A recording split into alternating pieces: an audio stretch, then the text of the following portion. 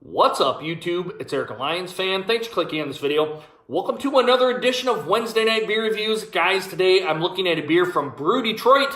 This comes to us from Detroit, Michigan. This is the Cornerman Red Ale. Beer comes in at 5.2% alcohol by volume. I don't know what the IBUs are, guys. I did not go to Rate Beer or Beer Advocate, YouTube, to try to see what anybody else thought of this beer. I'm getting away from that, as you guys know.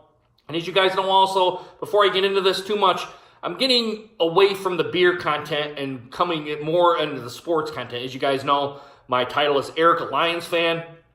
I should be getting into more sports like Tigers content, Lions, Michigan State content, that sort of thing. But there is some still love for some beer, so I thought maybe backing off the beer content and doing a Wednesday and a Saturday night beer review would be better. And if you guys don't like the sports stuff, I'm sure... or if you guys don't like the beer content, you'll like the sports content on there. At least I hope you do. So, guys, before I get into this beer review, please let's try this one more time.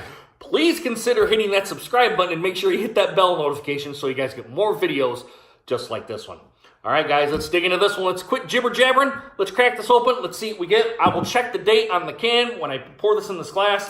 Right now, I have my 12-ounce Bad Brewing glass. These guys are out of Mason, Michigan. I don't know how many people get over to the Mason area, but I like him good enough where one of my friends gave me this glass, and his name's Victor. Thanks, buddy. Let's get this in a glass. Let's kind of see what we get. I'm going to turn the glass around here when I get the beer in here. There we go. Let's leave it right to there. Bring it right up to here. All right, guys. For the Cornerman, presentation to me is kind of a reddish hue kind of head, small to medium, the large bubbles on the top, small around the sides.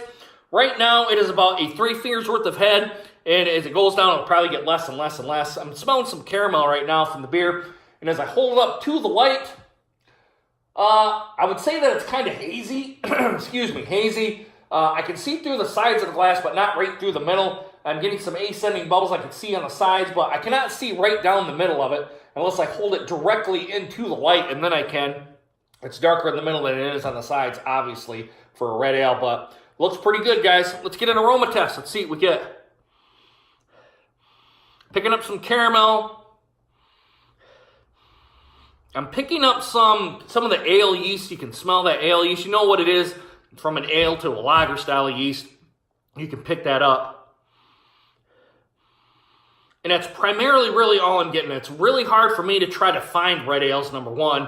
And I saw this in a 4-pack. I think I paid about $9.99 for the 4-pack. I thought that was a pretty good price for 16-ounce cans. Before I get in too far here, I forgot to say what the date was. November 7th of 2018 on this one. So this is about 2 months old right here into the can. Right about where you guys kind of want to get beer, right around that 3-month mark. Usually higher ABV beers, you're probably going to want to age them a little bit so you can kind of get a little bit less of the pungent alcohol content and whatnot. But I'm starting to ramble on here, and I don't mean to. Yeah, I'm getting that ale yeast. I'm getting a little bit of caramel, and that's pretty much it. I'll admit, I haven't had many red ales enough to know what a red ale should smell like, or kind of what a good red ale is, or what a bad red ale is. But I like red ales more or less. So I think I should be pretty satisfied. And with the 3 I've already had with this on this 4th one, I should get a pretty good descriptor of the beer. But let's quit jibber-jabbering. Let's throw this down the gullet. Let's see what we get. Bottoms up. Cheers. Still has some carbonation burn with it. Getting that caramel. Very, very light. Caramel, however you pronounce it in your neck of the woods. I'm getting some kind of flavoring where they've kind of... And I noticed this with non-alcoholic beers that I've had. I'm kind of remembering it was giving me that kind of sensation of where they kind of stop the fermenting process and it has that taste to it to where no more alcohol is kind of fermented anymore in the beer. That's kind of what I'm tasting with this one. And you get that predominant taste if you have any non-alcoholic beer, especially in the lager non-alcoholic kind of category.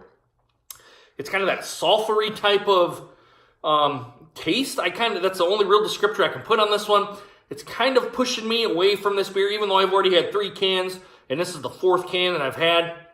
I don't know, guys. To me, I think it could be better. I think they probably need some more time, maybe to reformulate it, to get rid of that. To me, it kind of tastes a little bit of a sulfury type of taste to it. I'm getting that caramel, It's highly carbonated. It didn't come out and gush out, but I was getting the prickly kind of feeling and kind of the scratchiness kind of going down into the throat, so I know it's kind of highly carbonated.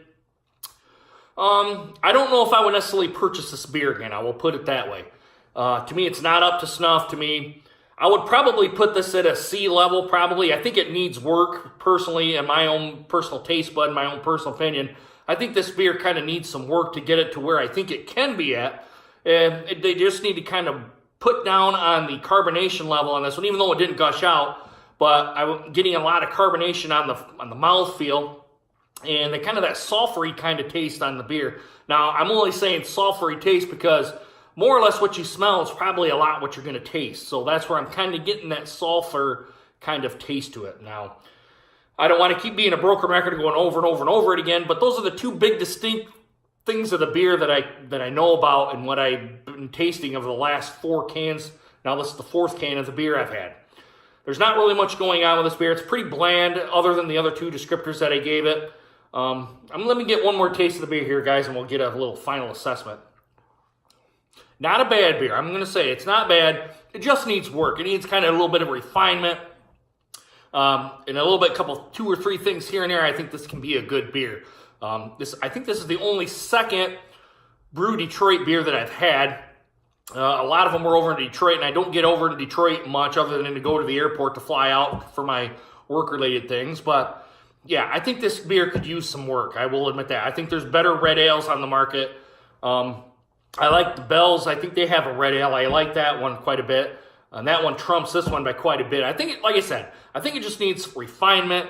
It needs just some work done to it. And I think this can be a pretty good beer. But for right now, I'm probably going to give it about a C level. I'd probably give it about a 75, a C.